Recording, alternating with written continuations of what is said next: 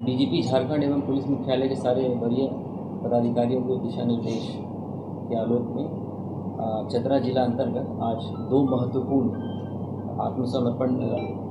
हो रहे हैं, जिसमें कि एक कुलदीप गंजू है उर्फ कुणाल और एक रोहिणी गंजू उर्फ रोहिणी पाहन। ये दोनों जो है टीएसपीसी जो नक्सल संगठन है उसमें जो शशिकांत का जो जोनल कमांडर है उसके दस्ता के ये दोनों एक्टिव सदस्य हैं और दोनों ने चतरा पुलिस को मैं धन्यवाद देता हूं और बधाई भी देता हूं एसपी चतरा को कि उनके नेतृत्व में ये समर्पण कराया जा रहा है। और दोनों ने जो है झारखंड सरकार की जो आत्मसमर्पण जो नीति है उससे प्रभावित होकर और जो झारखंड पुलिस के जो नक्सल अभियान चल रहे हैं उसके जो दबाव उनके ऊपर बना है उसके भी भय में आकर और दोनों ने आज सरेंडर किया है। और मैं मीडिया के माध्यम से आप सबको, मीडिया जो भी इस तरह के तत्व हैं, जो असामाजिक तत्व हैं, जो मुख्य धारा से भटक गए हैं, उन सबको आह्वान करता हूँ कि आप भी जो है झारखंड सरकार की जो पुनर्वास और समर्पण नीति है उसका आप लाभ उठाएँ और आप मुख्य धारा में आएँ, पारिवारिक जीवन का आनंद लें। अन्यथा पुलिस जो है इसी तरह से लगातार कार्रवाई करती रहेगी और जो भी इसमें अंजाम तक है हम लोग इस चीज़ों को ले जाएंगे। तो मेरा फिर सबसे अपील है कि आप लोग समर्पण करें और झारखंड सरकार की जो नीतियाँ हैं जो उसका आप लोग लाभ उठाएं। ये दोनों जो है एरिया कमांडर हैं और दोनों पे 1-1 लाख का रिवार्ड है और जो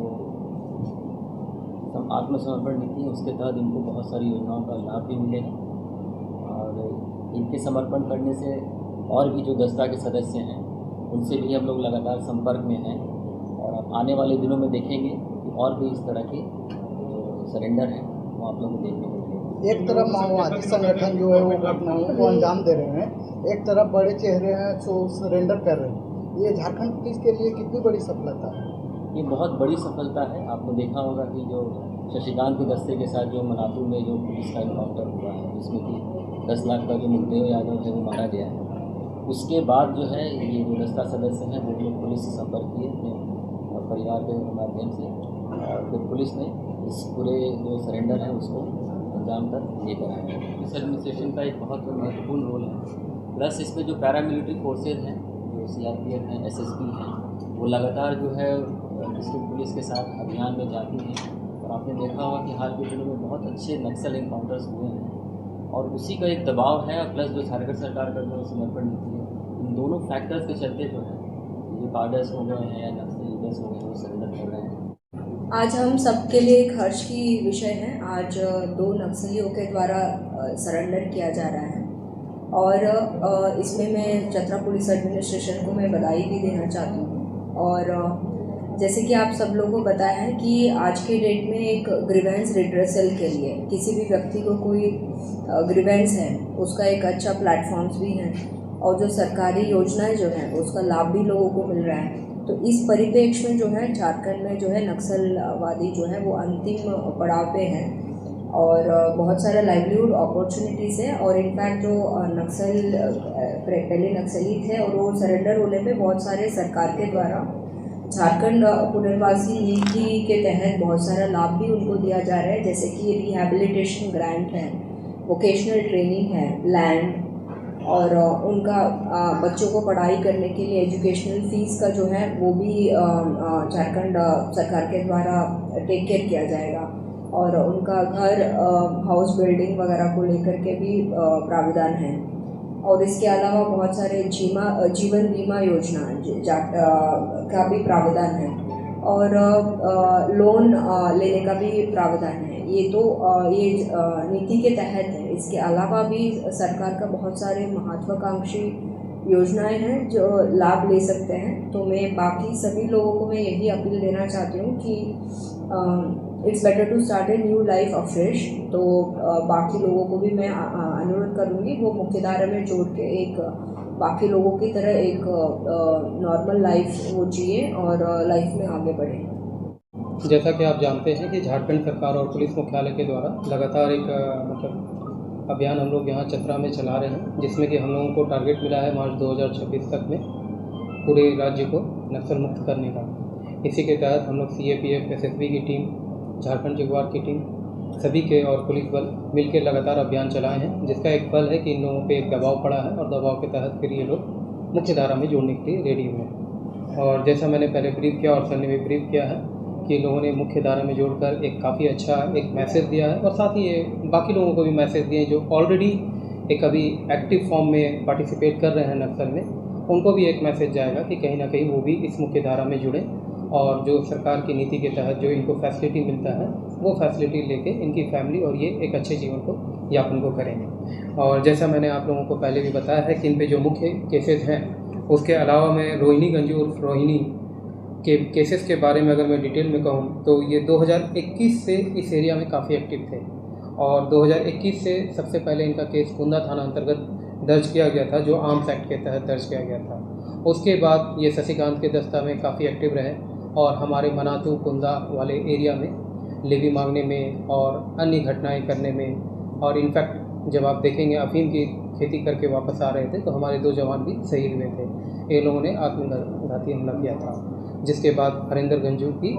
मौत हुई थी। तो कुंदा थाना में 2021 से लेकर कुंदा थाना में फिर दोबारा 2022 में इन्होंने घटना किया है, जिसमें आर्म्स एक्ट में केस दर्ज किया गया था। फिर कुंदा थाना में ही 2023, 2024, 25 इस तरह से ये लगातार इस जोन में एक्टिव रहे थे। सिमिलरली मनातू थाना में पलामू में 59-25, 56-25 और 38-25 ये 3 केस इन पे दर्ज किया गया था वहाँ आर्म्स एक्ट में और अन्य घटनाएं करने में। तो इस तरह से आप देखते हैं कि रोहिणी गंजू और इसको जो एरिया कमांडर इसलिए बोला जा रहा है कि कुंदा वाले क्षेत्र के लिए इसको एक मुख्य रोल दिया गया था शशिकांत और उसके पूर्व के अध्यक्षों के द्वारा, और ये इस एरिया को मुख्यतः लीड कर रहे थे। और इनका काम रिक्रूट करना भी था, हथियार भी लाना था, और ये मुख्यतः लेवी लेने के लिए जो किससे लेवी लेना है उसका नंबर जुगाड़ करके देना पूरी टीम को और घातक प्लान बनाना था। तो इस तरह से अगर आप देखेंगे तो कहीं ना कहीं एक TSPC को बड़ा अटैक लगा है कि रोहिणी वहाँ से सरेंडर करके आज हम लोगों की तरह मुख्य धारा में जुड़े हैं। कुलदीप गंजू दूसरे एरिया कमांडर हैं और ये चतरा के ही रहने वाले हैं, कुंदा के। ये उनसे पुराने हैं, शशिकांत के दस्ता और प्रदेश के दस्ता में थे। ये 2018 से यहाँ एक्टिव रहे। तो आप देख सकते हैं कि 2018 और आज 25 लगभग 7 साल से ये इस जोन में एक्टिव रहा है, और उस समय से इनके ऊपर टोटल 16 केसेस दर्ज हुए हैं। 16 केसेस में मुख्यतः इसका एरिया और काफ़ी बड़ा है, बृहद पैमाने पर रहा है। प्रतापपुर में 83-19 उस समय इनका केस हुआ था वन अधिनियम में, जिस समय ये लकड़ी चोरी के केस में गए थे। कुंदा थाना 2023 में केस हुआ है, गिद्धौर में भी केस हुआ है, सदर थाना में 74-24, छतरपुर थाना में 194-24, वशिष्ठ नगर कुंदा सदर मनातू। तो इस तरह से आप देखते हैं कि इनका एक चतरा जिला में काफ़ी वाइड स्प्रेड था, प्रतापपुर, गिद्धौर, सदर, कुंदा और पलामू के क्षेत्र में मनातू में। तो ये जो हमारा बॉर्डर जोन है जो काफ़ी सेंसिटिव जोन रहा है, इन लोगों के कारण काफ़ी डिस्टर्ब जोन रहा था। तो TSPC में अगर आप शशिकांत की दस्ता को देखेंगे तो पूरी तरह से वो निष्क्रिय कर दिया गया है। इन दोनों के सरेंडर करने से और भी ज़्यादा उस पर प्रभाव पड़ा है, और जो 1-2 लोग उसमें एक्टिव हैं उनको एक मैसेज दिया जा रहा है कि वो जल्द से जल्द सरेंडर करें। गृह मंत्रालय के मार्च 2026 तक के नक्सल मुक्त भारत के संकल्प के तहत हम लोगों की 3 वाहिनियाँ यहाँ पर झारखंड में भी पुलिस के साथ में तैनात हैं जो कार्य कर रही है नक्सल मुक्त भारत के लिए। और चतरा में हमारी चार कंपनीज अभी डिप्लॉयड हैं चतरा के जिले में, और जैसा आप देख रहे हैं कि बहुत अच्छा है कि अभी 2 नक्सल जो हमारे TSPC के हैं उनका सरेंडर हमको मिला है। और मैं यही कहना चाहूँगा कि ये जिस तरह का दबाव नक्सलियों पर बना है इस चीज़ को लेकर के, और जिस तरह की पुनर्वास नीति समर्पण पर हमारी स्टेट पुलिस के द्वारा दी गई है, उसके तहत इन्होंने बड़ा एक विवेकपूर्ण निर्णय लिया है नक्सलियों ने, ये कि पुलिस तरफ समर्पण किया है। और मैं उम्मीद करूंगा कि इससे प्रेरित होकर के जो अन्य अभी एक्टिव नक्सल्स हैं वो भी समर्पण के लिए आगे बढ़ेंगे, क्योंकि किसी भी उसके ऊपर हिंसा के ऊपर जो जीवन का चुनाव इन लोगों ने किया बहुत अच्छी चीज़ है, और न केवल ये इनके हित में है बल्कि इनके परिवार के हित में भी है। तो अन्य जो नक्सली अभी एक्टिव हैं इस क्षेत्र में उनसे भी ये आह्वान है कि वो इनके विवेकपूर्ण निर्णय को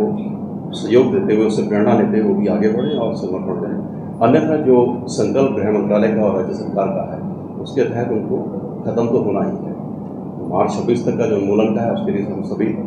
संकल्पित हैं। तो बेहतर होगा कि सभी लोग अपना सरेंडर करके और एक मुख्य धारा में सम्मिलित और अपने जीवन का चुनाव